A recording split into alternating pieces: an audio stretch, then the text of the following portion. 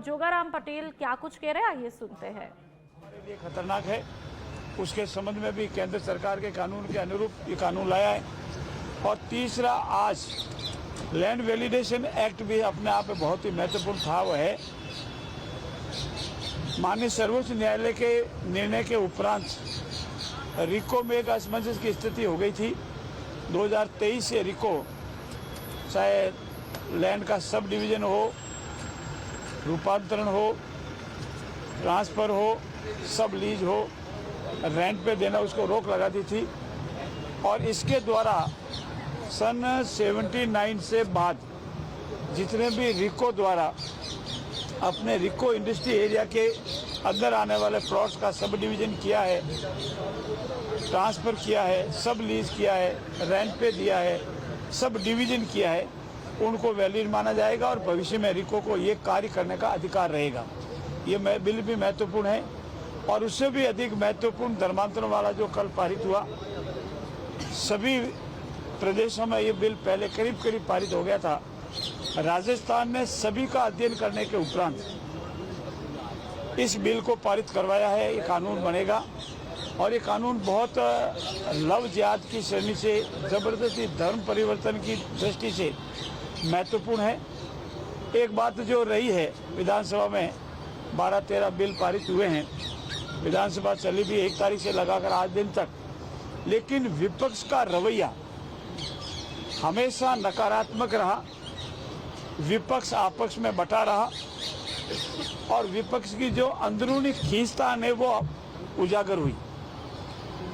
विधानसभा में कल जो धर्मांतरण विरोधी बिल था, उस पर जितने भी नए माननीय सदस्य थे वो बोलना चाहते थे। वो बार बार कह रहे थे हमको बोलना है, लेकिन कुछ धर्म विशेष को मानने वाले लोग जो हमारे माननीय विधायक हैं, वो नहीं चाहते थे कि इस पर कोई डिबेट हो, चर्चा हो, क्योंकि न तो वो पक्ष में बोलना चाहते थे, न वो विरोध में बोलना चाहते थे। और उन्होंने जानबूझ करके, आपने देखा होगा कि पकड़ कर माननीय विधायकों को ला रहे थे, हल्ला करवा रहे थे। और सदन के बाहर भी कांग्रेस के अन्य माननीय सदस्यों ने बहुत बार कहा कि साहब कल हमको इस पर बोलना था, लेकिन हमको बोलने नहीं दिया गया। और आज भी आपने देखा होगा कि किसी तरह का कोई गतिरोध नहीं था और उन्होंने आते ही निजाता भंग होने, कैमरे लगने का कहा। माननीय स्पीकर साहब ने स्पष्ट व्यवस्था दी। आज दिन तक की परंपराएं है कि प्रश्न काल में कोई भी आदमी व्यवधान नहीं करे और प्रश्न काल के उपरांत कोई भी चर्चा हो, क्वेश्चन हो, अपनी डिमांड हो, रख सकता है। और स्पीकर महोदय उसे व्यवस्था देते हैं। माननीय स्पीकर महोदय ने व्यवस्था दी कि प्रश्नकाल के बाद मैं व्यवस्था दूंगा, पर जब भी व्यवस्था देने लगे तो व्यवधान कर दिया और व्यवधान ही नहीं किया। इतना होला कि व्यवस्था नहीं लिया और स्वयं ये कह रहे हैं कि हमारा प्रतिपक्ष का नेता बोले या सदन का नेता बोले तो किसी तरह का होला नहीं। जब सदन के नेता ने आज प्रयास किया, यशस्वी मुख्यमंत्री भजनलाल जी ने आज प्रयास किया, उनको समझाने का प्रयास किया, तो भी बहुत बड़ा होला किया और सदन से बिना किसी कारण के वॉकआउट कर गए। आज भी दोनों जो बिल थे, चाहे भूजल से संबंधित था या लैंड वैलिडेशन एक्ट था, उस पर एक शब्द नहीं बोले।